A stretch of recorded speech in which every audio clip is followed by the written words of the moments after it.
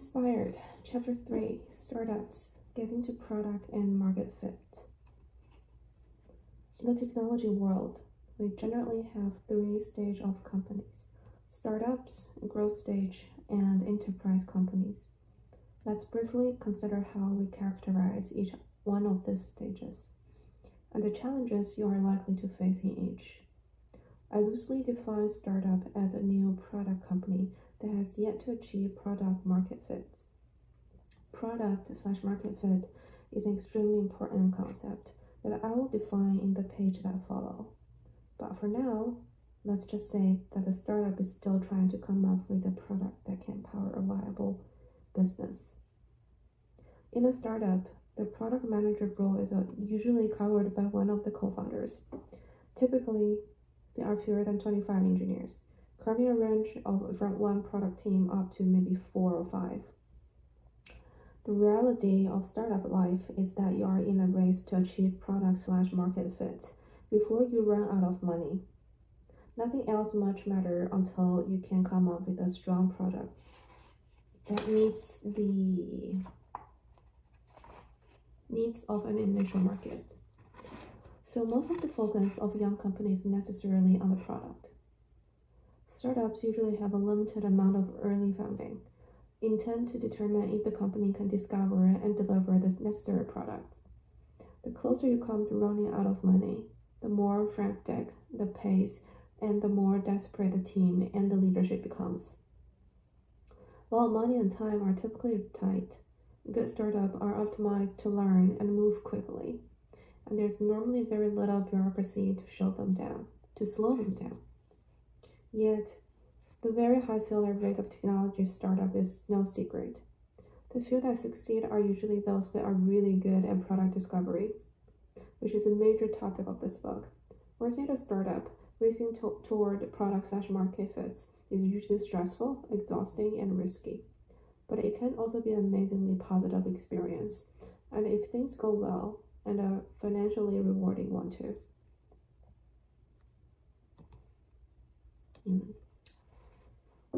Chapter 4, Growth Stage Companies, Scaling to Success.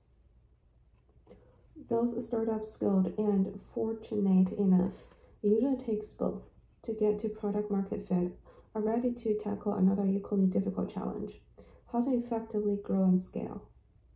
There are many very significant challenges involved in growing and scaling a startup into a large, successful business.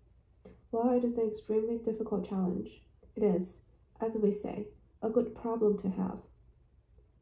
In addition to hiring lots more people, we need to figure out how to replicate our earlier success with new, adjacent products and services. At the same time, we need to grow the core business as fast as possible. In growth stage, we typically have somewhere between about 25 and several hundred engineers, so there are many more people around to help, but the signs of organizational stress are everywhere. Products team complain that they don't understand the big picture. They don't see how their work contributes to the larger goals, and they are struggling with what it means to be an empowered, anonymous team. Sales and marketing often complains that the go-to-market strategies that work for the first product are not so appropriate for some of the new products in the portfolio. The technology infrastructure that was created to meet the needs of the initial products is often bursting at the seams. As you start to hear the term technical debt from every engineer you speak with.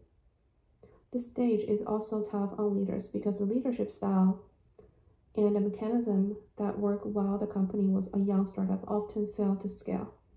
Leaders are forced to change their roles and in many cases, their behaviors. But the motivation to overcome these challenges is very strong. The company is often in pursuit of a public offering or perhaps becoming a major business unit of an existing company, as well as very real possibility of having a significant and positive impact on the world can be very motivating. Chapter 5, Enterprise Companies, Consistent Product Innovations. For those companies that succeed in scaling and that wants to create a lasting business, some of the toughest challenges still lie ahead. Strong tech product companies note they need to ensure consistent product innovation. This means constantly creating new value for their customers and for the business, not just tweaking and optimizing existing products, referred to as value capture, but rather developing each product to reach its full potential. Yet, many large enterprise companies have already embarked on a slow death spiral. They become all about leveraging the value and the brand that was created many years or even decades earlier.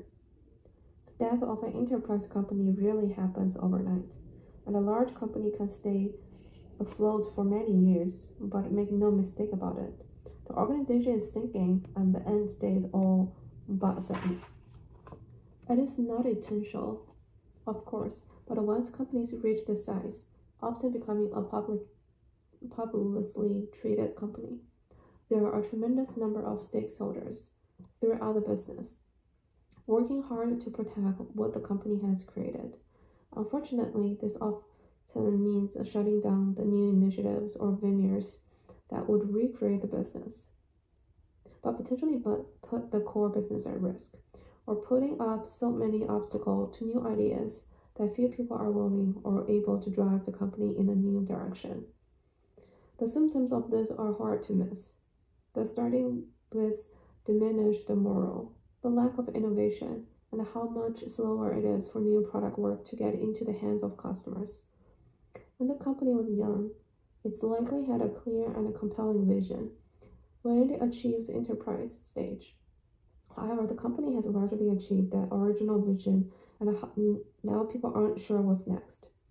Product teams complain about the lack of vision, lack of empowerment, the fact that it takes forever to get a decision made, and the product work is turning into decision by committee. Leadership is likely frustrated too, with the lack of innovation from the product teams. All too often, they resort to acquisitions or creating separate innovation centers to incubate new business in a protected environment. Yet, this rarely results in the innovation they are so desperate for. And you will also hear lots of talks about how it is that large enterprise companies such as Adobe, Amazon, Apple, Facebook, Google, and Netflix have been able to avoid this fate. The organization's leadership team wonders why they can't do the same. The fact is, they could do the same, but they will need to make some pretty big changes. And that's what this book is about.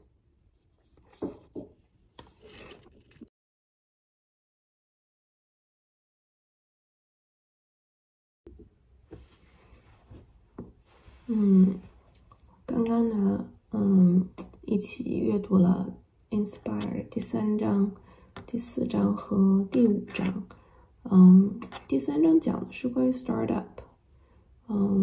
我没有在 startup 公司工作过，所以没有办法 comments 太多，不知道有没有小伙伴们可以从中找到一些共鸣。第二个点，他讲到了关于 engineers 或者是 developers don't know the vision of the product。我怎么说呢？我觉得这个depends on the company。我曾经有在过一个团队engineer knows everything about the product。这非常好，但是在同时呢也是有坏处。就是 PM 和 engineer 很多时候会有 argument， 因为 engineer 会觉得在我看来应该这样这样这样，所以他们其实是给自己戴了一个 PM hat。与此同时呢 PM 又想做 X、Y、Z。有的时候呢，如果 engineer 什么都不懂，关于这个 product 我不是说 technical skills， 跟 technical product 有关的东西不是很清楚，只是一味的按照 acceptance criteria 来 code 的话，你没有一个大的 picture， 它的坏处是非常多的。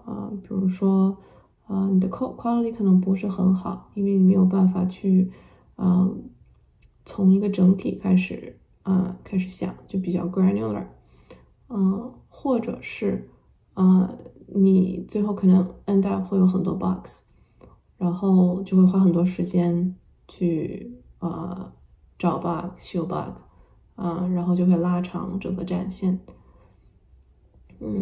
所以我目前还没有找到一个非常好的解决方法，就是如何在这两个之间找到一个平衡。我觉得不知道这本书到最后会不会讲到跟这个有关的东西。有小伙伴有类似的经验吗？如果有的话，欢迎和我一起分享。